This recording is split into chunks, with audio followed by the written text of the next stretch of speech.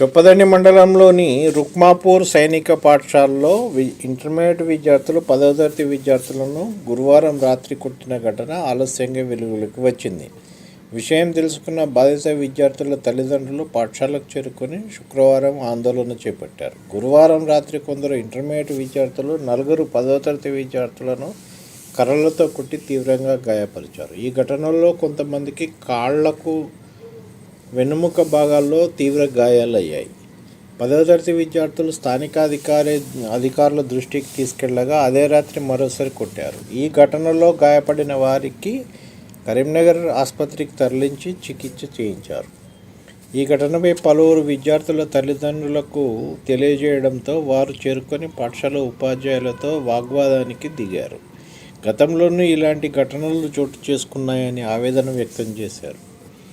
ఉపాధ్యాయుల పర్యవేక్షణ లేకపోవడంతో ఇలా జరుగుతుందని ఆరోపించారు. తమ చిన్నారులకు ప్రాణహాని ఉందని తమ వెంట తీసుకెళ్తామని తెలపడంతో దాడికి పాల్పడిన వారిని పాఠశాల నుండి సస్పెండ్ చేయాలని డిమాండ్ చేశారు. కొంతమంది విద్యార్థుల తల్లిదండ్రులు పోలీసులకు సమాచారం ఇవ్వగా ఎస్ఐ అనూష ఆధ్వర్యంలో పోలీసులు చేరుకొని వివరాలు సేకరించారు.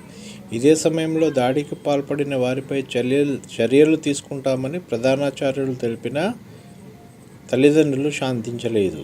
ఇదే విషయాన్ని వ్రాతపూర్వకంగా ఇవ్వాలని డిమాండ్ చేశారు. ఎస్ఐ అనూష విద్యార్థులకు కౌన్సిలింగ్ నిర్వహించారు.